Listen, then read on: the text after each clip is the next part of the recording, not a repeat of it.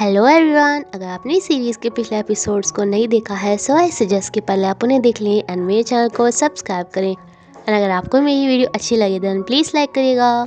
सोलोवान इसे मिलने के लिए बुलाता है, जो कि इसे थैंक्स करने के लिए बुलाया था कि तुम्हारी वजह से मेरी डॉगी मुझे मिल गई है।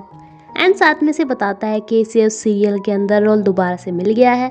एंड अब की बार तो इसके सीन्स पहले से भी ज़्यादा हैं, इतने ज़्यादा जितने कि उस सीरियल के एक्टर के हैं। स्कारलेट भी इससे बहुत ज़्यादा खुश होती है एंड ये इससे पूछता है कि क्या तुम मेरी पूरी लाइफ को कंट्रोल कर सकती हो। स्कारलेट को लगता है कि ये इसे प्रपोज कर रहा है, लेकिन ये इसे पूछ रहा था कि क्या तुम मेरी मैनेजर बन सकती हो। एंड जब ये समझती है तो मैनेजर बनने के लिए हाँ बोल देती है। सबसे पहले तो ये इसका अकाउंट तैयार करती है अपनी साइट पे, क्योंकि अब से पहले इसका मैनेजर नहीं था तो कोई इसे जानता ही नहीं था। बेतामी वाले इशू को मैनिपुलेट करने का जो आरोप इनकी कंपनी पे लगा था वो सब कुछ इनका सीईओ ब्रायन अपने ऊपर ले लेता है कि ये सारी मेरी गलती है एंड अपने आप को रिजाइन कर देता है। अपने आप रिजाइन ले लेता है। बेतामी एंड स्कारलेट इसे रोकने की पूरी कोशिश करते हैं, लेकिन ये नहीं रुकता। गाग्योंग आज अपने हस्बैंड के साथ मूवी देखने के लिए आती है, जो कि इसने खुद ही बनाई है। ये कहती है कि मुझे नहीं पता था कि तुम आजकल रोमांटिक कॉमेडी पे भी मूवी बनाने लगे हो। एंड ये बेचारा कहता है कि हाँ मेरी लाइफ में दोनों चीज़ नहीं है ना, इसलिए। जिसपे कहती है कि अगर तुम चाहो तो किसी और को डेट कर सकते हो, मुझे इससे कोई प्रॉब्लम नहीं है। यहाँ से आने के बाद ये इसे डिनर के लिए भी इनवाइट करता है, जिसपे हाँ बोल देती है, लेकिन तभी इसे इसकी मम्मी का फ़ोन आ जाता है, जिन्हें कि इसकी सासू ने घुटनों के बल पे गिरा रखा था।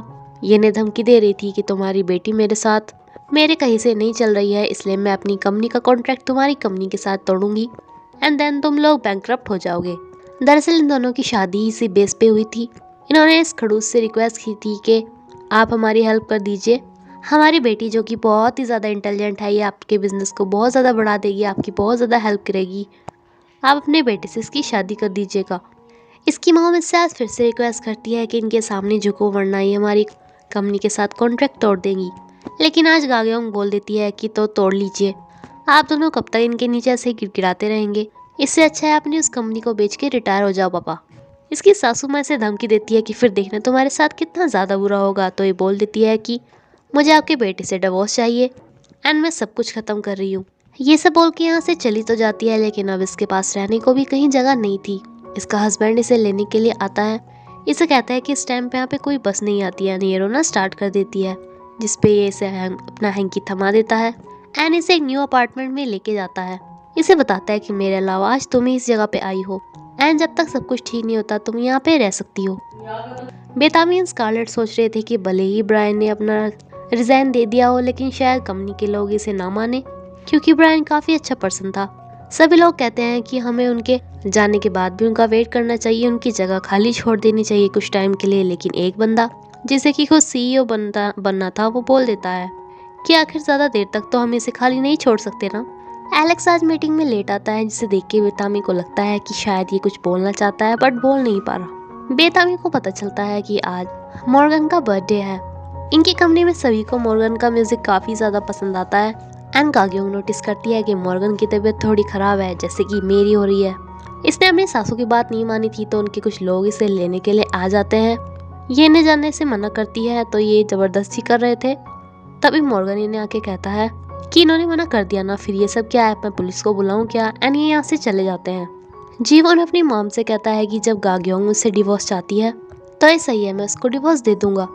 लेकिन इसकी मॉम कहती है कि तुम कौन होते हो उसे डिवोर्स देने वाले, उसकी शादी मैंने तुमसे कराई थी, तुम क्या सोच रहे हो कि वो तुम्हारी है, तुम्हारा उसके ऊपर हक है, उसके ऊपर सिर्फ मेरा हक है।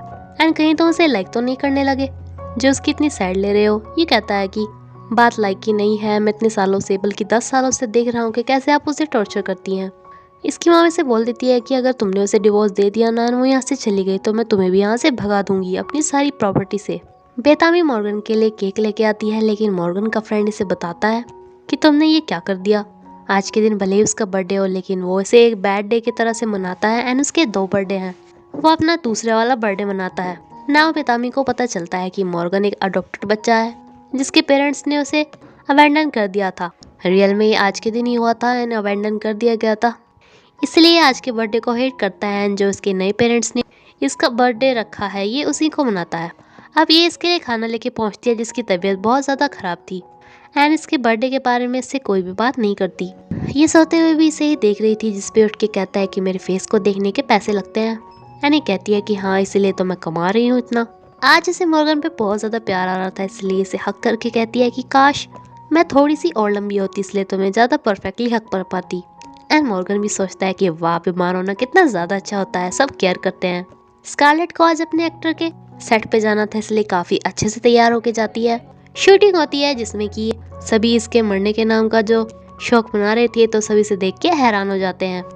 अब इसे दूसरी हीरोइन के साथ प्यार होने वाला था, जो कि इसकी बाहों में ही गिर जाती है। एंड ये सभी को बताता है कि मैं वो नहीं हूँ जो तुम सोच रहे हो, मैं उसका जुड़वा भाई हूँ। सीन करते करते स्कारलेट के काफ़ी ज़्यादा पास आ जाता है, लेकिन ये सिर्फ इसकी एक्टिंग का ही सीन था। एंड ये फालतू में फीलिंग्स ले गई। बेतामी अपने इस कलीग से पूछती है, तो ये बताता है कि दरअसल इसे यूनिकॉर्न कंपनी से ऑफर आया है, जो कि इसे बारो कंपनी से ज़्यादा सैलरी देने का बात कर रहे हैं।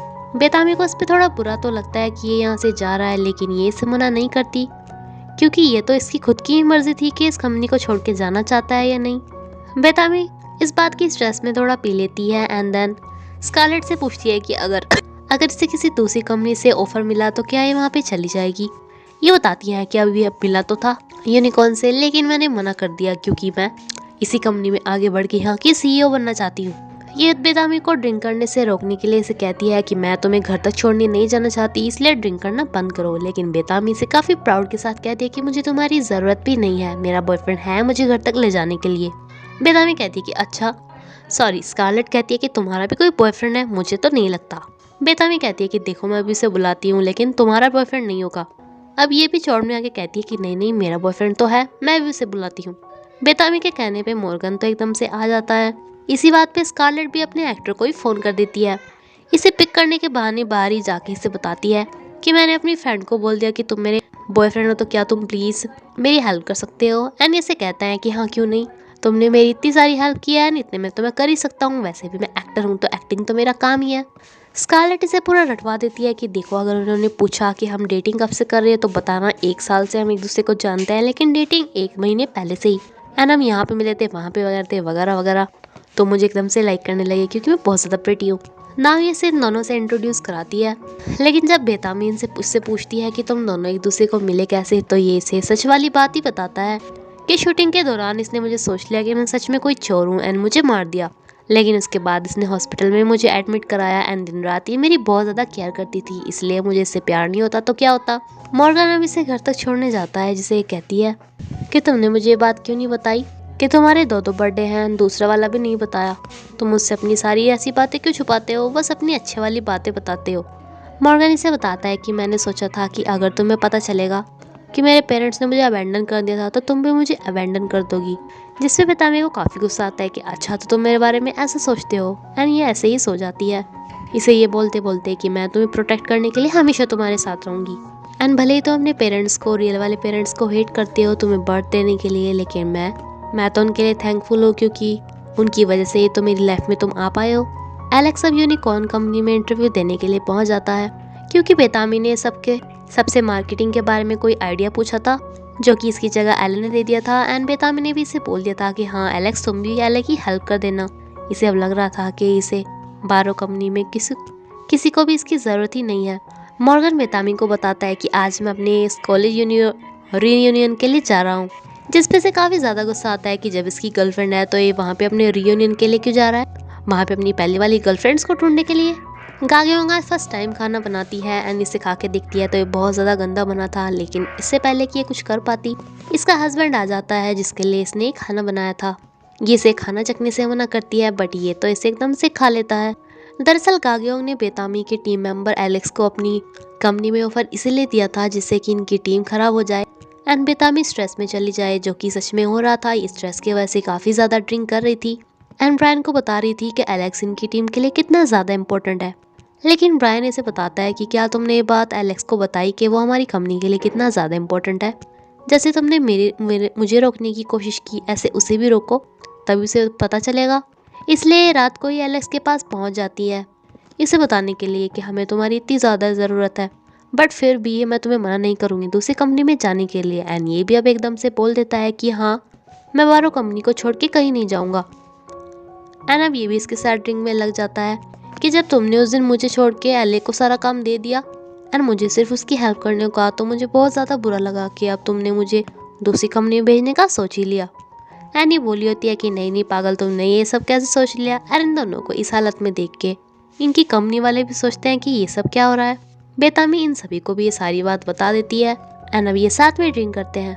मॉर्गन अपने रियूनियन के लिए जा रहा था, इस पे से काफ़ी गुस्सा आ रहा था। तभी ये अपनी फ्रेंड को देखती है जो इसे बताती है कि मैं आज अपने फर्स्ट लव को देखने के लिए जा रही हूँ, जिसे कि कॉलेज टाइम के बाद मैं आज ही देखूंगी। बेतामी भी काफ़ी ज़्यादा खुश होके इसे अपने इयरिंग्स वगैरह बनाकर भेजती है, लेकिन कहती है कि ये बहुत ज़्यादा इंपॉर्टेंट है, इन्हें गुम मत कर देना। एंड इसका ये फर्स्ट लव और कोई नहीं मॉर्गन ही था, जो कि कभी इसका बहुत बड़े वाला क्रश था। यहाँ से जाते वक्त ये इससे इसका नंबर मांगती है कि हमें अब टच में रहना चाहिए। ये अपना फ़ोन टेबल पे ही छोड़ आया था, इसलिए अब इसे अपना बिजनेस कार्ड दे देता है। बेतामी को फिर से स्ट्रीमर मिल जाती है जो इससे पूछने लगती है कि क्या मॉर्गन अब भी इतना ही ज़्यादा हैंडसम है, क्या तुम दोनों का ब्रेकअप नहीं हुआ, तुम्हें अपने से 20 साल छोटे लड़के को डेट करने में कैसा लगता होगा। तभी बेतामी के पास मॉर्गन का ही फ़ोन आ जाता है। इसे दिखाती है कि देखो हमारा ब्रेकअप नहीं हुआ, लेकिन ये तो यहीं से ही नंबर नोट करने लगती है मॉर्गन का। बेतामी के टीम मेंबर्स बाकी सभी कलीग से रिक्वेस्ट कर रहे थे कि वो यहाँ पे साइन करें कि वो ब्रायन को अपने सीईओ के रूप में दोबारा से देखना चाहते हैं, जिससे ये बंदा काफ़ी ज़्यादा चिढ़ जाता है, जिसे अब सीईओ की गद्दी चाहिए थी। इसलिए बेतामी के सारे डिसीजंस के खिलाफ जाके इनके होम पेज में से 3 डिपार्टमेंट्स को कट कर देता है, जिसके बाद ये तीनों ही डिपार्टमेंट्स बेतामी के सामने आके खड़े हो जाते हैं कि हमें होम पेज के फर्स्ट फ्रंट पेज पे से क्यों हटाया गया, एंड आपस में लड़ाई करना स्टार्ट कर देते हैं। 지금 나한테 야라 그랬어요? 네, 야라 그랬어요!